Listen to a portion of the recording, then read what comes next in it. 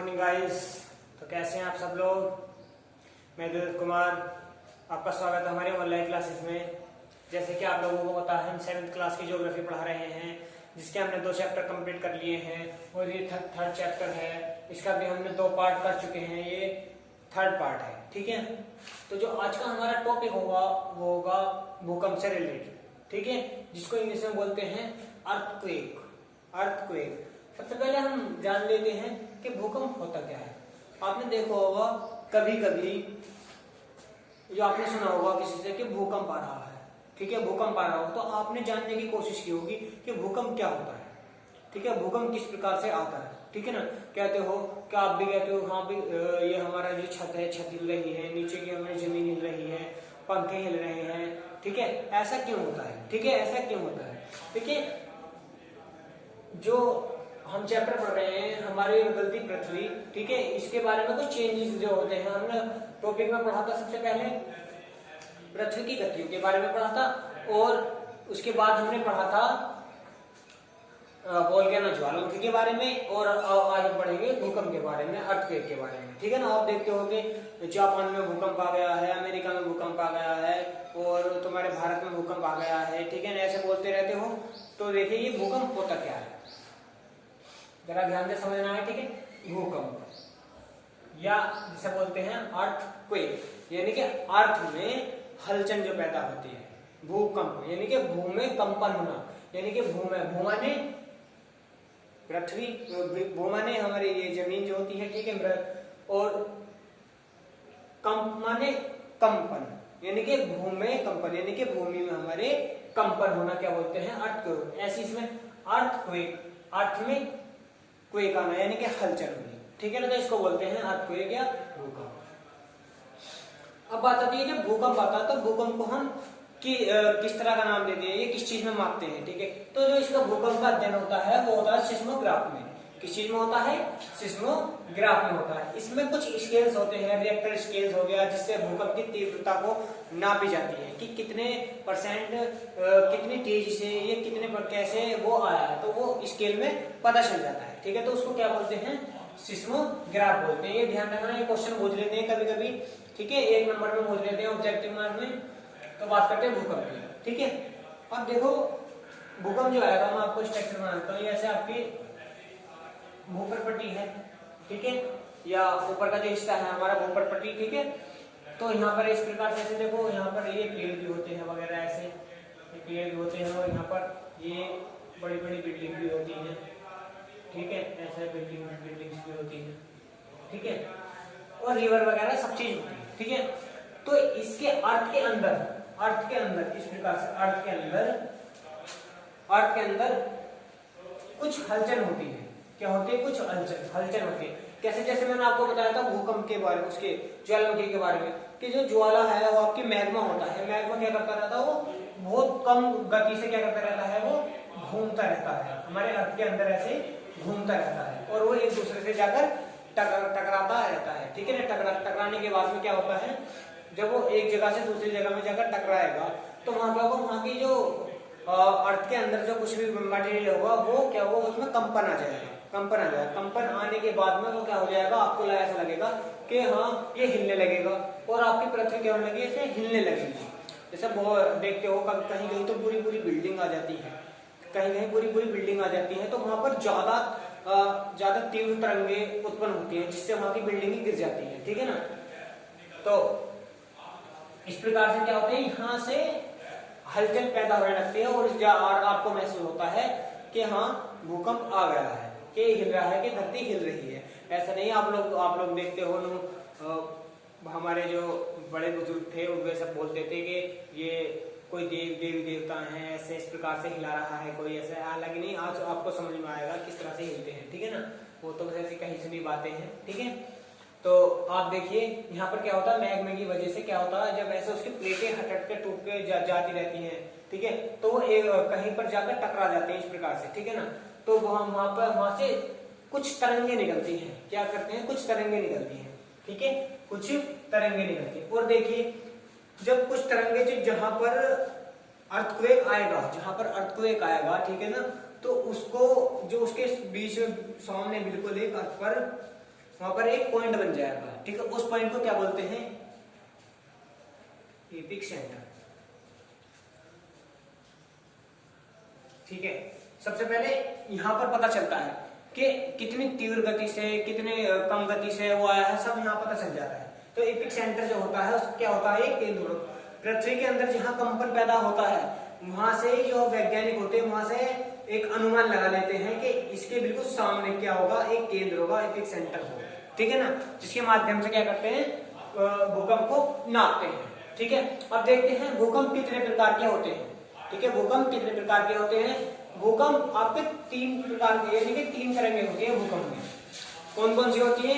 PSL, PSL तरंगे होती है, ठीक है। अब मैं तुमको बता देता हूं।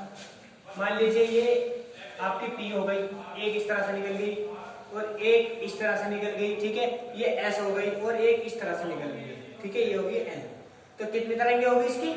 PSL तरंगे हो गई है, ठीक है। PSL तरंगे, जब भूकंप से जो तरंगे निकलती हैं वो 3 तरंगे निकलती है। PSL के नाम हमने उन्हें नाम दे रखे हैं। P क्या काम करती है, S क्या काम करती है और L क्या काम करती है, आज हम वो देखेंगे, ठीक है। देखिए सबसे पहली बात करते हैं P की, P तरंगों की। तो इन्हें प्राइमरी वेव्स भी कहा जाता है, यानी कि वेव्स माने तरंगे ही होती हैं, ठीक है। प्राइमरी ये प्राथमिक तरंगे होती हैं, इन्हें प्राथमिक तरंगे कहते हैं। ये प्राइमरी वेव्स भी कहा जाता है। क्या होते हैं ये प्राइमरी वेव्स? क्योंकि ये सबसे पहली तरंगे होती हैं, सबसे पहली तरंगे होती हैं। तरंगे निकलकर कहाँ जाती हैं? आपके अर्थ पर, यानी कि आपकी भूप्रकृति पर जाकर टकरा जाती हैं, जिसे जहां से एपिसेंटर नाम दिया गया है, ठीक है। तो इनको क्या कहा गया? प्राइमरी वेव्स कहा गया। क्यों कहा गया? क्योंकि इनकी जो गति होती है वो सबसे तेज गति होती है। क्या होती है? सबसे तेज गति होती है। कितने किलोमीटर?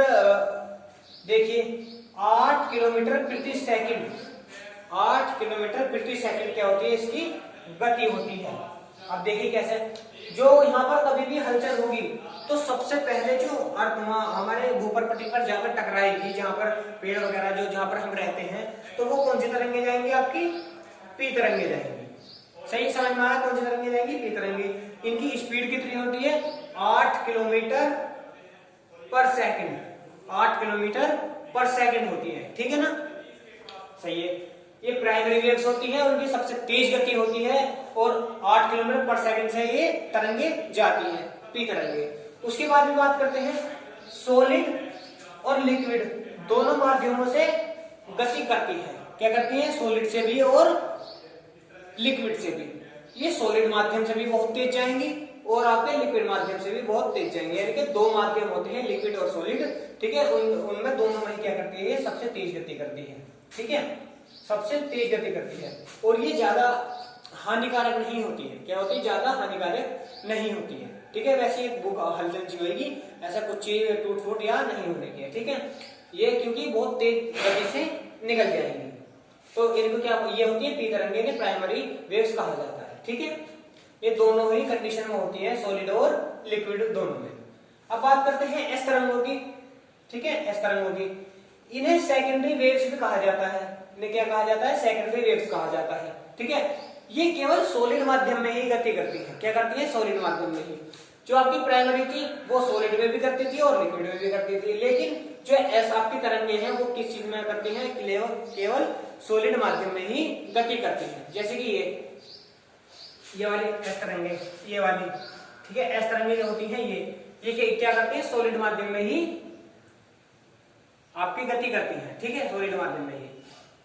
और जो इनकी स्पीड होती है, कितने किलोमीटर पर सेकंड से ये पहुंचती हैं या तरंगे गति करती हैं, वो कितने?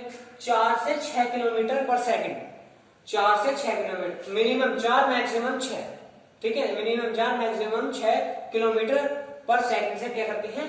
गति करती हैं, ठीक है।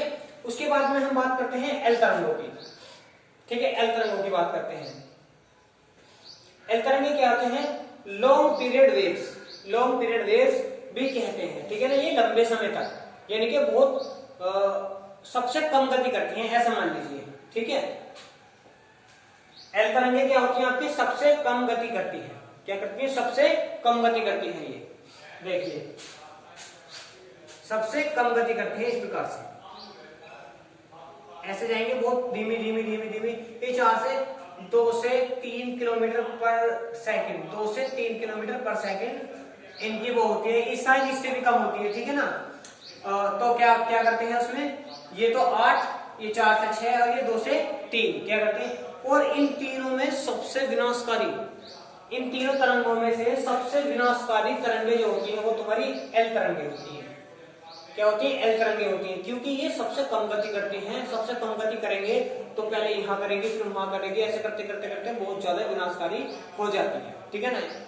जो आपके ये प्राइमरी है ये तो एकदम से पहुंच जाएगी, एक झटका देगी, कुछ नहीं हो सकता, ठीक है। ये भी ऐसे करेगी, लेकिन ये जब थोड़े थोड़े से झटके देगी, एक यहाँ एक यहाँ एक यहाँ एक यहाँ, इस प्रकार से ऐसे बढ़ते चली जाएगी और कम गति से होगी तो क्या करती है, बहुत ज्यादा नुकसान कर सकती है। देखिए लॉन्ग पीरियड वेव्स भी कहे जाते हैं, सबसे कम गति होती है और सभी तरंगों में से सबसे विनाशकारी एल तरंगे होती है। जैसे कि मैंने आप लोगों को बताया, सबसे क्या होती है, तीनों तरंगों में से सबसे विनाशकारी तरंगे कौन सी होती हैं, एल तरंगे होती हैं। आपसे क्वेश्चन पूछा जा सकता है, ठीक है।